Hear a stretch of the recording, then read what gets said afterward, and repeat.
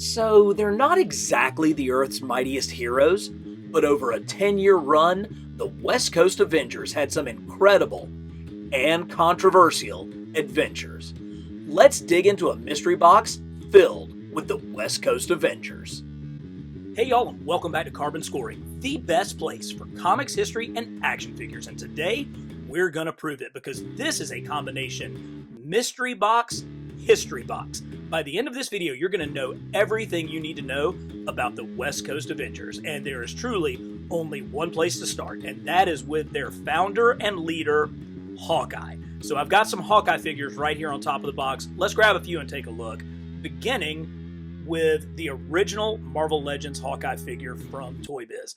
Now, this figure obviously has a little bit of a dated body style. He has dated articulations with those weird ball joints there and kind of these big shoulder ball joints.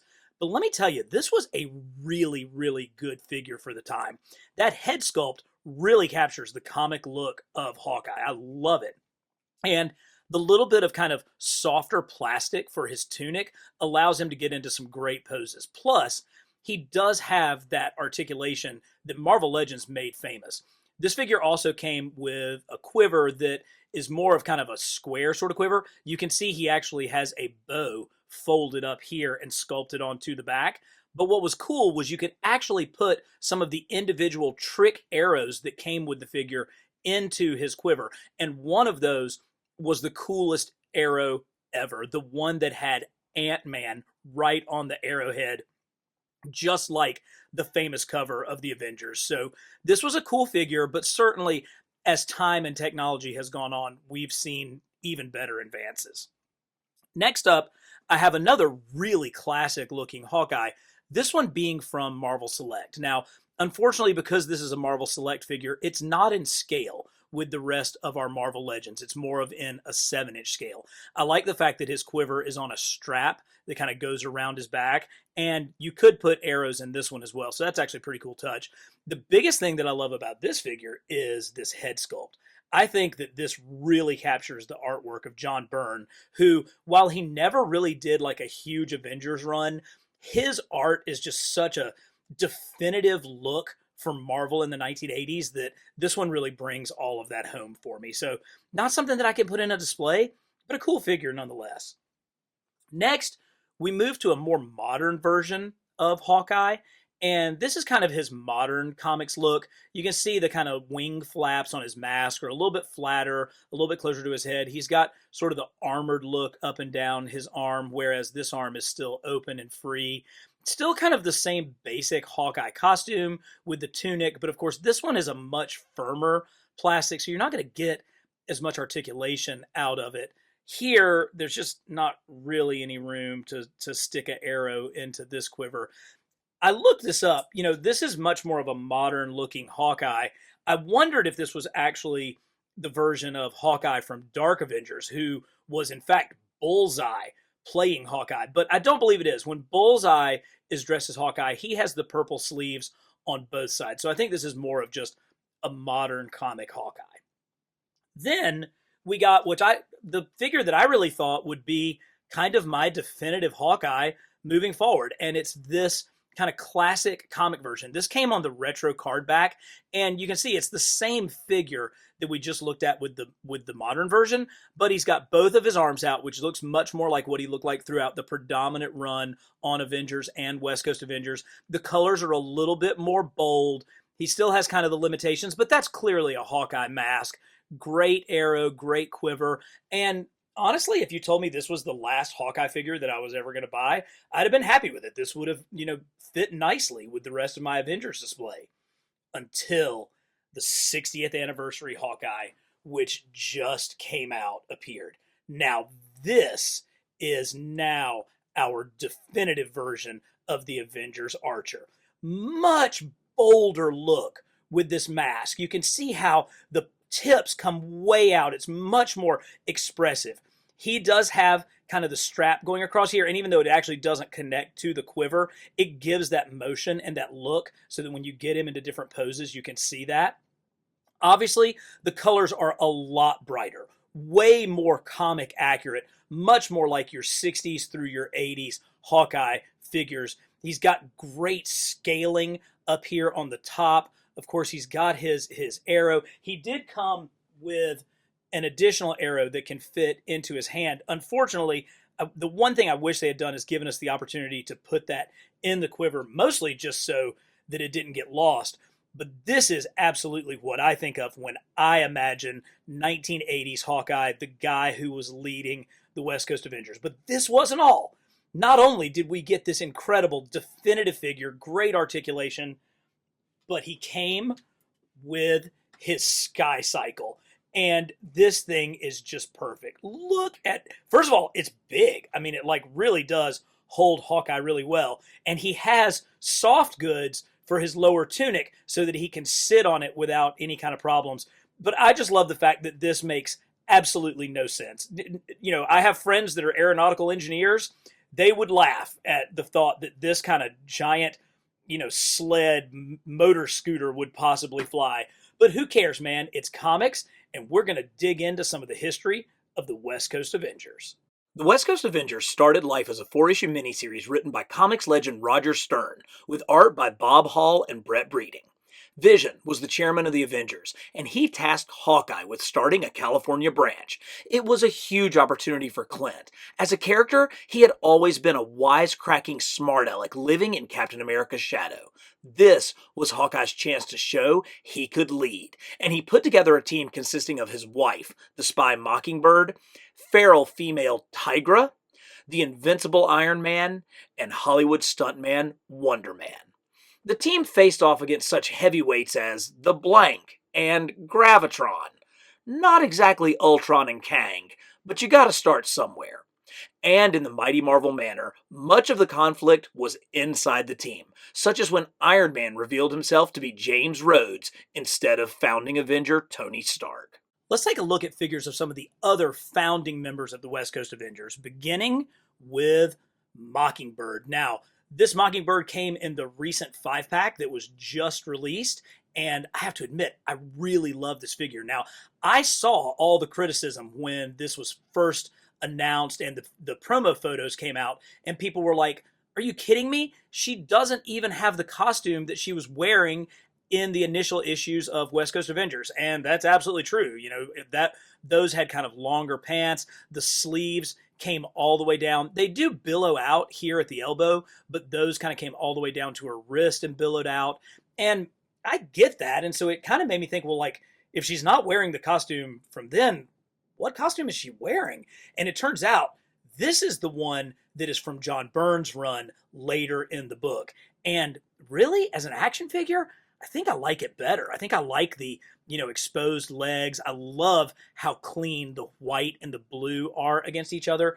And she has this really terrific mask where you can see that they did such a good job with the face printing of those eyes behind the mask. I mean, it really comes out and her personality sticks out. Now, she does come with her clubs, and these are basically like Daredevil's Billy clubs. These two can come together, or she also comes with one long one, so you can get her into all of her cool poses. But for our first classic Mockingbird figure, I'm pretty happy with this one. Pretty great. Next, we have the other female member of the team, and it is Tigra. And the Tigra that came in the box set was the third Tigra figure that we've gotten.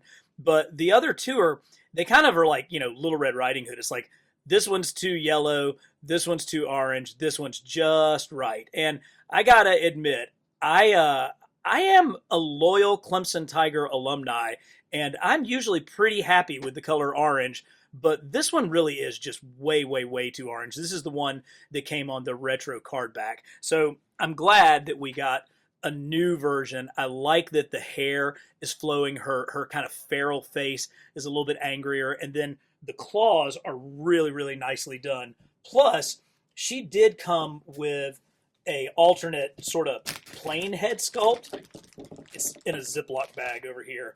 And it's a little bit different than what we saw with the super orange one. You can see that the hair has way more flow to it. And I prefer this as well. So I think that this is clearly the superior Tigra figure. Just for a minute, though, we have to laugh at this early Hasbro Tigra and see just how kind of terrible things were when Hasbro first took over the line. If you're going to make fun of how terrible they were, you have to give credit for how much improvement there has been. This is the difference between a 2008 Hasbro Marvel Legends and a current one, and there's just truly no comparison between the two. The next member of the West Coast Avengers is Simon Williams' Wonder Man. And the fact that the Avengers were moving out to the West Coast really played right into this character, because Simon was already an Avenger. He was famous for being best buddies with Beast and kind of the shenanigans that the two of them would get into in Avengers Mansion when they were on the team together. But at this time in the comics, he had moved out west and was trying his role as a stuntman, using kind of his invulnerability and secret powers to be like a Hollywood stuntman. So I love the fact that this profile looks almost exactly like Christopher Reeve Clark Kent. You know, it just has that kind of movie star look to it. He has the glowing red eyes that are hidden behind his oh-so-cool 80s sunglasses and the famous safari jacket. Oh, it's just so 80s, I don't even know what to do.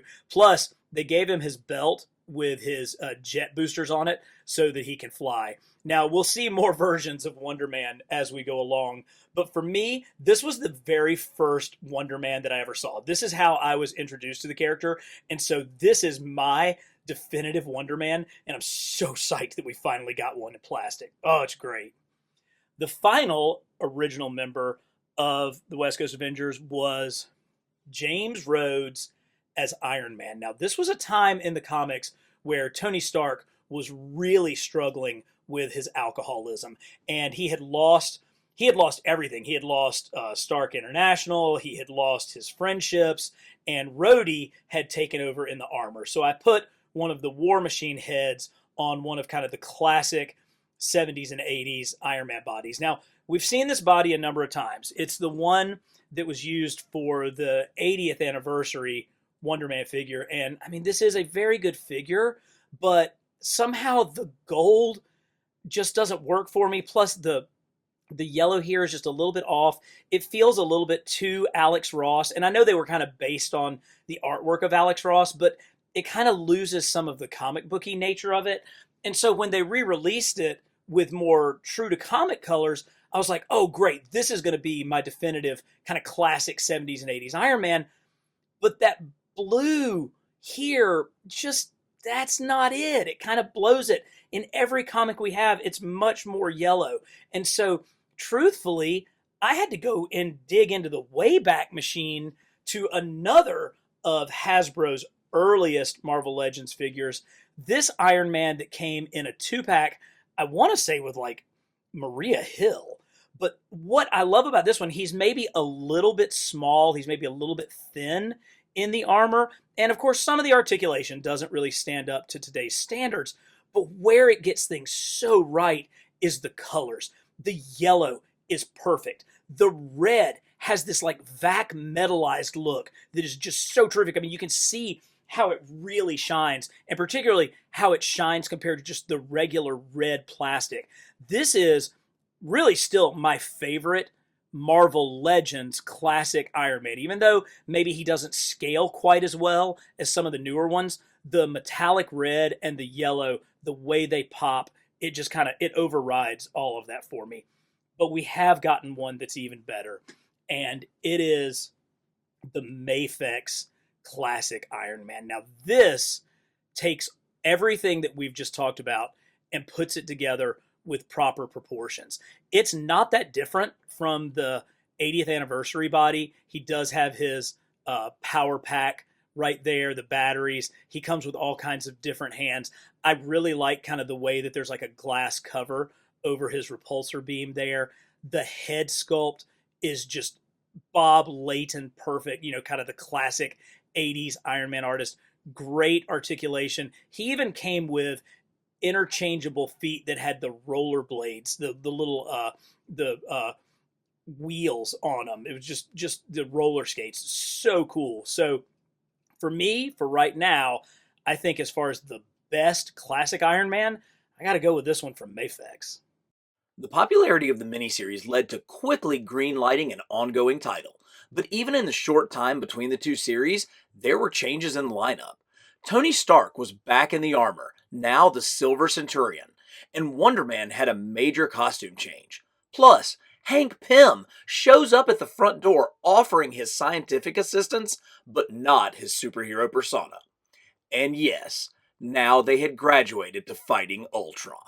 By this point, the West Coast Avengers had really found its stride. Writer Steve Englehart teamed with veteran artist Al Milgrom, and the two produced some epic tales, including the 7-part Lost in Space-Time, which featured controversial storylines such as a suicidal Hank Pym, a drugged Mockingbird being raped by the original Ghost Rider, the Phantom Rider, and the rest of the team traveling back to ancient Egypt, which leads to Moon Knight briefly joining the team. This tale created a permanent rift in their relationships, as Mockingbird broke the Avengers' no-killing rule by allowing the Rider to fall to his death. So here's a display of the different personas that Hank Pym Ant-Man has taken on over the years. And I know some of you are already typing. I realize that not every one of these figures is meant to represent Hank Pym, that there are some Scott Lang Ant-Men and some various versions. I get it, but for the sake of argument, these are kind of the different looks that Hank took on over his entire career.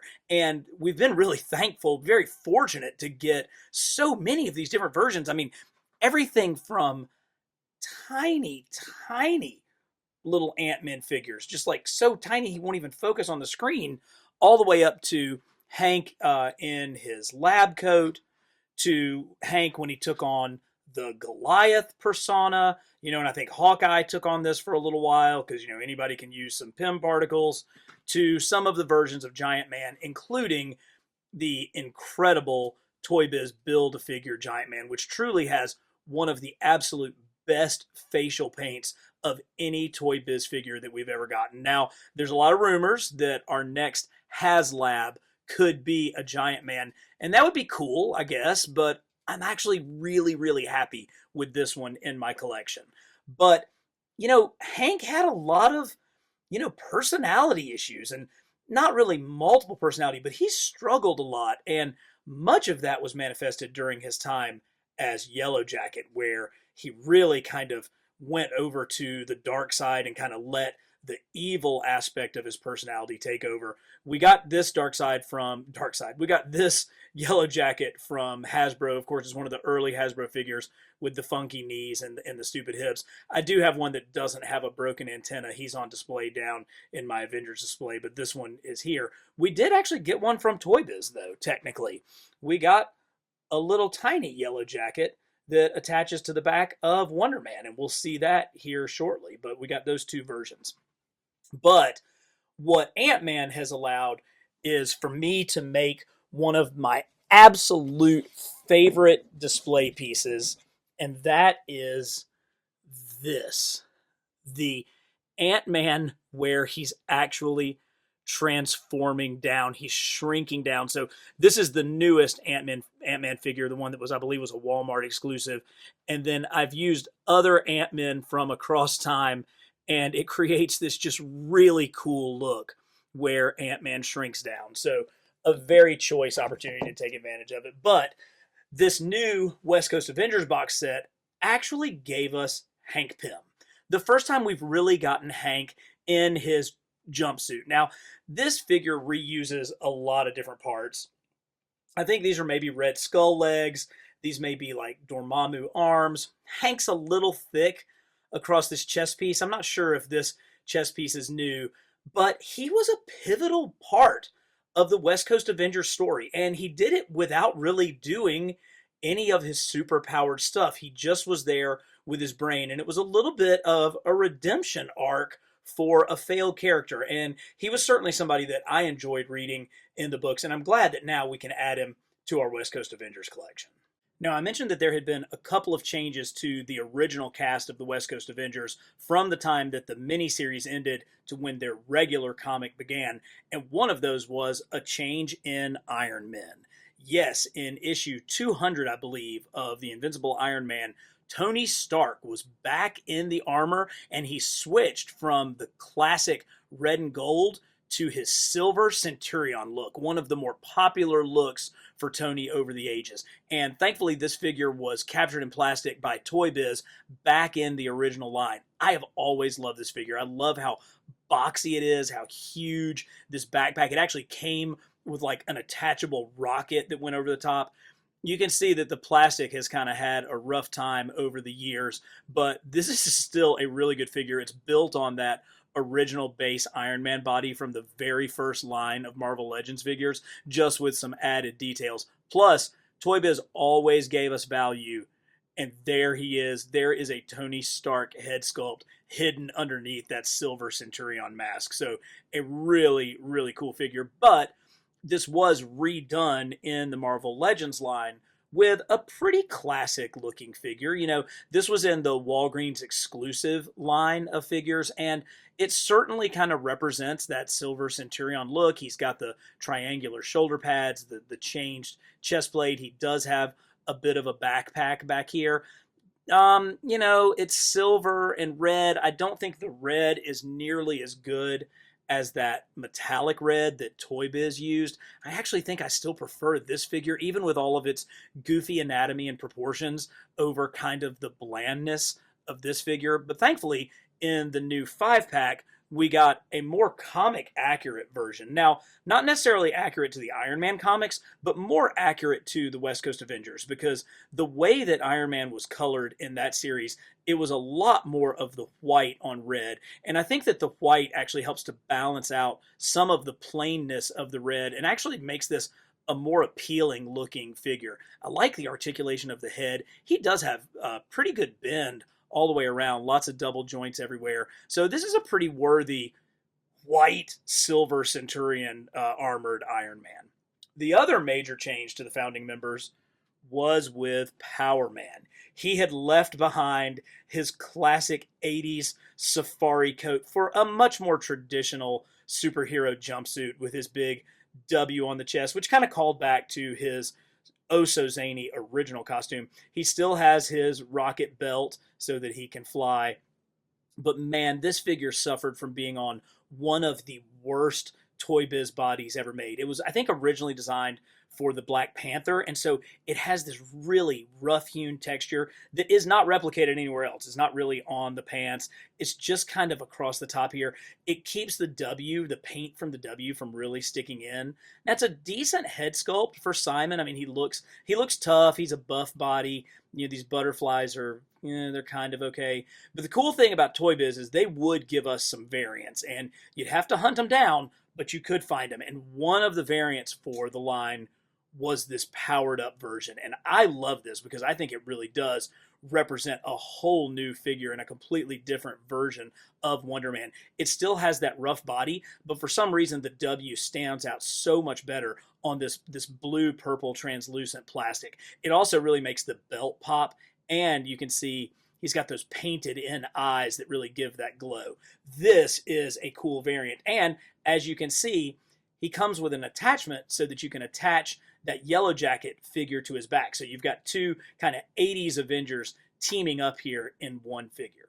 Now, Hasbro did kind of correct this and bring us a much more modern version of Wonder Man in his sort of superhero suit. And I think that this is a pretty solid, if not, kind of boring figure. I wish he had some of the goggles. Sometimes he would wear goggles with this, but you do at least get to see the red of the eyes. And he came with these alternate powered up fists, which have that kind of translucent purple look to them. So pretty cool stuff.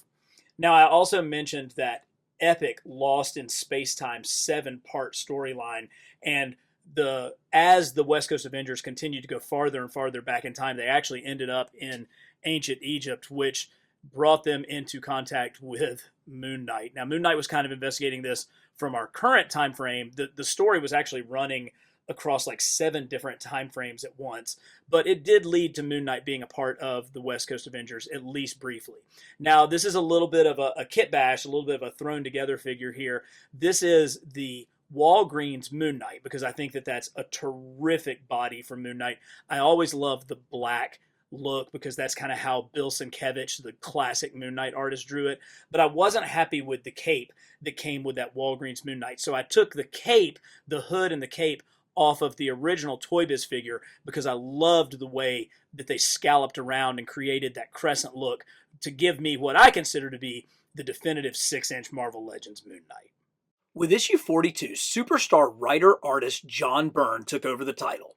Byrne, having come off of legendary runs on X-Men and Fantastic Four, was at the height of his creative powers, and while his run was brief, it left shockwaves that would be felt through the Marvel Universe for decades. By this time, Vision, Scarlet Witch, and Wasp had joined, and Byrne wasted no time in deconstructing the team. Like, literally, he took Vision completely apart. When he returned, now a solid white blank slate, he was an emotionless synthoid, as Wonder Man was unwilling to give up his brainwave patterns to re-establish Vision's personality. This set up an awkward love triangle between Wanda, Simon, and the Vision, one that would have deadly consequences. To make matters worse, the federal government sent U.S. agent in to lead the team, causing Hawkeye to quit in protest. Of course, this did lead to Clint discovering the Great Lakes Avengers, so that's actually pretty cool. The resurrection of Jim Hammond, the original Human Torch, and the return of Iron Man to the team were just preludes to the Dark Wanda saga, where the Scarlet Witch loses control after discovering that her twin boys weren't real, that they were just manifestations of her hex powers. These events would lead to later stories, including Avengers Disassembled and House of M, as well as a huge chunk of the MCU. Byrne, as he often does, left the book after clashing with the editor, but not, as has been falsely reported, over this highly controversial scene. She may not have quite as many costumes as her ex-husband, but Janet Van Dyne, the wonderful Wasp, certainly has had numerous appearances in the Marvel Legends line. The first being this Toy Biz figure from right at the very end of their run. And it kind of represents the look during I believe the Kurt Busiek, George Perez phase. You know, she has her very, very short kind of pixie hair and these sort of cool wings. Now, this figure came with multiple variants, and I only have one of them. I have the red version, which I think is a pretty cool 80s looking Wasp. I mean, you can see completely different hair sculpt for this figure, same body, but a different costume. Of course, the Wasp was famous for wearing, almost a new costume every issue. It was absolutely ridiculous. There was supposedly also a blue variant that I don't know ever really made it to stores. There may be some production sales prototypes out there, but that really is all. Now, Hasbro, when they got a hold of the license, they really updated that 90s version with this, which I think is a pretty definitive 90s Wasp. I like the see-through wings here. I may have them on backwards. I'm sure we can talk about how I screw that sort of stuff up all the time. I think this one's on backwards. Actually, look, there it is. Now we're straight. But this is really good, and you can see how much better the costume is with that one. I think that one's really, really nice. But my favorite one is the one that came in the retro cardback line, and I think this probably closestly gives the closest representation of Wasp during her time on the West Coast Avengers. Now, of course, it's not the same costume that she wore, but it just is more reminiscent of it. I like kind of the pinkish, purplish wings, and I also love that we did get a smaller version. So much like Ant-Man, we can have her in a transforming setup, and this is the way that I have her down on display in my Avengers shelf. So here is to the wonderful Wasp. The focal point of John Byrne's run on the West Coast Avengers had to be Vision and Scarlet Witch, and you can see we got these really awesome retro cardback figures with the West Coast Avengers logo sitting on them. And this is the first time that we've actually gotten the Vision in 6-inch scale in his white appearance, just like he had in the West Coast Avengers comic during Byrne's run. And this is actually a better comic accurate Scarlet Witch. Now, I have obviously kept these in package for a while, but man, that's not how they're meant to be. Let's break these things out and take an actual look at them. Ha! Yes, this is so much better. These things are meant to be free. So let's take a look at the Vision first. Ooh, That is really great. That really captures that stern look. And the white is just so clean. I like the fact that it's a little bit darker here at his trunks and then up around where his cape comes in. The cape is pretty nice. It has just a nice kind of flow to it, but that white really stands out, and you can get him into that, that classic Bushima art that Byrne actually replicated during his run. That's really nice. One of the things that I think is probably my favorite feature of these is they left him with bare feet, and that was just a nice touch. The Vision had been obviously completely disassembled, and when he was put back together, he was going very, very minimalist as far as the clothes go, almost like a Dr. Manhattan vibe as far as that goes. I wonder if that was some of Byrne's kind of inspiration for doing what he did to the Vision. If so, it was done really, really well. Now, the Scarlet Witch, I like this figure. I just opened it, right? So, this is the first time I've actually had it in hand, and I actually prefer this to all the other Scarlet Witches that we've gotten. And the reason why is because she looks more like the comic. She has the pink kind of undergarb all the way up here. The Scarlet Witch that I have down in the Avengers display actually has skin up top. She does have the leggings, but she has more skin up top, and a different head sculpt. This head sculpt was done previously. It was done on this that I think was in like the Magneto and Quicksilver 3-pack. But look at how dark and just really, really red this figure is. This could go more for like a House of M darker Scarlet Witch, but for a comic witch, I really, really like this one. Now, I would be remiss if I were showing you figures of the Scarlet Witch and I did not pull out the most horrible Marvel Legend figure of all time. Yes, this is it, the infamous, hideous Scarlet Witch. Now you can see they're both much more comic accurate. Like sadly, this has probably been the most comic accurate witch that we've gotten until this one. But just look at this thing. Look at these hips, and it's like the sculptor had never seen a woman before. Or if he did, it was at a zoo. Oh, this is just the worst. So here's to you, Scarlet Witch.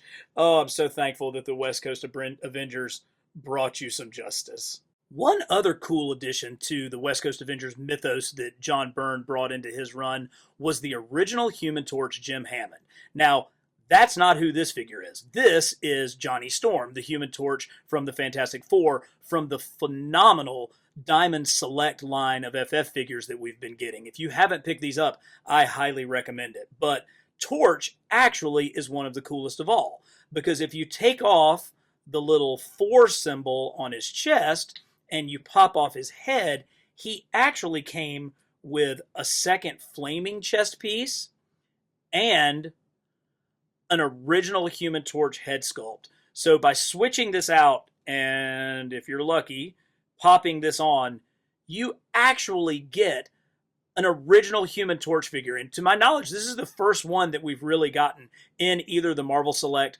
or the Marvel Legends line. So a very, very cool bit of accessories to enable us to get an original Human Torch figure.